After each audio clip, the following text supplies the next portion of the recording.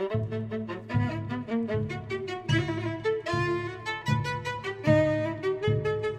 friends, welcome back to the Journal Feed. My name is Nick Zelt, and this is the only place where you get to get spoon-fed the latest and greatest of emergency medicine.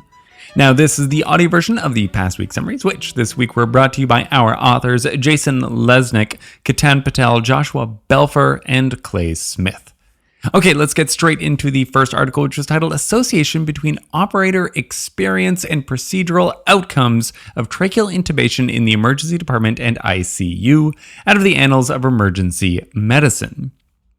Now, how many intubations it takes to reach competency is something that a lot of people are, interested in. Certainly for residency programs who need to schedule in at least so much time for you to get that many intubations in order for you to be good at it.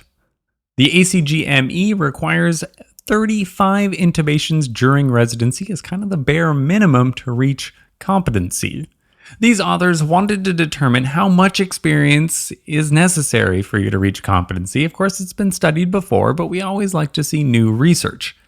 This was a secondary analysis of about 2,800 intubations that occurred in emergency departments and ICUs from 8 different multi-center randomized control trials across 16 medical centers. Of these, about 1,800 of them were done in the critical care environment, and 700 of them were done in the emergency department. Of these, about 66% were done by the ICU, 26% done by the emergency department, and 5% done by anesthesiology. The remaining 3% done by other clinicians.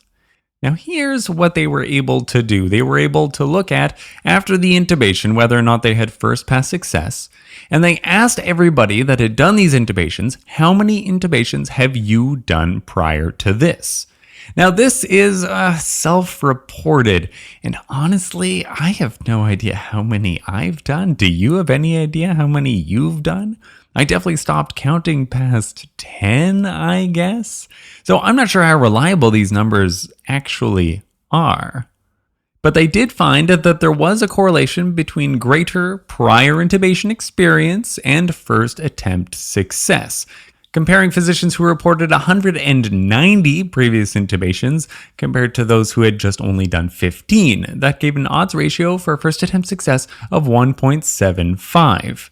Which isn't, a huge odds ratio, but you have to consider that you can only get so much better. And even people who are intubating for essentially the first time, their first attempt success is still somewhere around 50-60%. So you can only improve so much, so don't hate on that odds ratio. If you look at how many intubations these anesthesiology trainees had, they had a median count of 154, which really can't be very many for an anesthesiology trainee.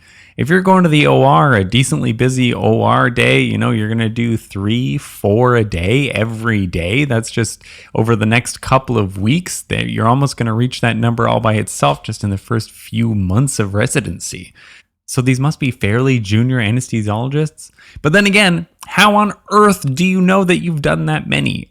How is this a reliable number unless you've got people who are actually counting them, which is possible, but they didn't say that that was the case. Anyways, as people got more intubations under their belt, the plateau for skill in first pass success seems to just kind of level off at around 35 to 50 intubations worth of competency. And this was true whether or not you were doing video laryngoscopy or direct laryngoscopy, but the first attempt success rates were higher for video laryngoscopy. Now, we're calling this competence, but we should really be more calling this, at least mediocrity. Because for VL, we were only reaching, seemed like the median of about 90, and for DL, it was only about 80. So it's not that we're getting terribly good at this, it's just that you're not getting that much better without real skills training. Because if you're not training to perfection, you're not going to reach perfection. And if your first attempt success rate is only 80, you're not a very good intubator. But this is all for just normal intubations. If you actually look at the literature for more difficult intubations, say during a cardiac arrest, then in order to reach real competency, you need about 250 under your belt and more than 5 years experience. Then once you're an attending physician and your trainees do all of your intubations, you have to be worried about skill decay. And it seems like after about 3 months without intubating, there is some signal of skill decay. You're going to get worse. But then the numbers don't match up that well. If you do at least 3 per year or supervise at least 5 per year, you seem to be able to keep your skills sharp.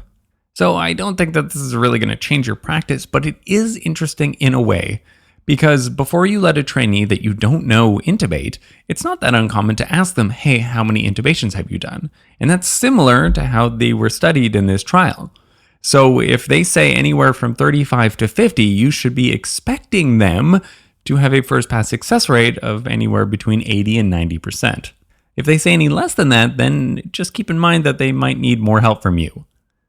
In a spoonful, evidence from multiple RCTs seem to show that you need at least 35 to 50 intubations before you reach moderate competency. Okay, then let's skip to the 5th article, titled Things We Do for No Reason. Arterial blood gas testing to screen for hypercarbic respiratory failure, out of the Journal of Hospital Medicine. Now, I love these series talking about things we do for no reason because there's a lot of stuff that we do for no reason. One of them might be, I think there might be still people out there who are doing ABGs. I can only think of a small handful of ABGs that I've ever done. They've always been in either the ICU or the operating room during a clinical rotation of some kind. And I was always most interested about the oxygenation state of my patient and not necessarily how much carbon dioxide is in their blood. However, there might still be people out there that are still doing this to screen for hypercarbia because they want the exact numbers, I suppose. And in some cases, this might be very appropriate. However, for the general emergency department patient, I'm telling you, it's really unnecessary. An ABG and a VBG are going to be very similar and give you very similar numbers, or at least close enough that it's not really going to change your management. Now, when they do studies to screen for hypercarbia, a VBG looking for a PvCO2 less than 45 millimeters of mercury, well, it had 100% sensitivity because, of course, it's actually going to overestimate your carbon dioxide levels. So it's not really going to miss anything on that regard. So it's going to be very sensitive, but not very specific.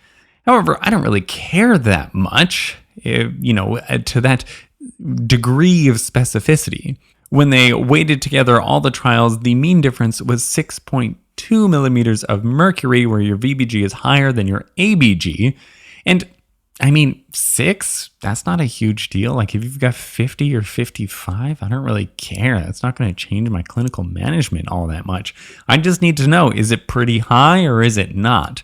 And if it's near normal, but it's just a little bit high, then I'll be, it's probably just because it's a VBG. That's fine. I can kind of do that correction on my own. Although I will say that the limits of the 95% kind of confidence interval were quite wide. So you can't always hang your hat on that number, but I think it's usually going to do a pretty good job. As for the pH, you definitely should not be doing an ABG to figure out what the pH is of your patient's blood. The difference was typically 0.033. Now you can go up or down 0.03, and it's not going to change what I care about for your pH. So do not get an ABG if you just want to know the patient's pH. I don't really think you need numbers that exact. So I'm going to continue my regular practice of essentially never getting ABGs and just getting VBGs to trend things. Also, if you're trending it, then hey, that's a nice accurate way to look at it too. You want to look at whether or not your treatment's making the numbers go up or the numbers go down. In a spoonful, if you've been putting in the hard work of getting routine ABGs to screen for hypercarbic respiratory failure, you can stop. Just get a VBG. All right, that's all the articles from this week. Let's do a quick wrap up of everything we talked about. From the first article, intubation training in the ICU and emergency department should consist of at least 35 to 50 intubations to read at least a semi-competency. And then from the 5th article, you can skip ABGs when looking for hypercarbic respiratory failure. VBGs are going to do the trick. Now, if you are hearing this right now, then you are not a part of the members feed, and so you missed 3 articles from this past week. What were those articles that you missed? Well, one was talking about how quickly you should be treating sickle cell disease pain. The second was a review of pelvic fracture bleeding and how best to care for it. And the last article was how much continuous albuterol to give in your critically ill asthma patients. Links to all the original articles can be found at journalfeed.org or just follow the notes in your show notes. Our goal here is for you to keep up the easy way through spoon feeding. Thank you.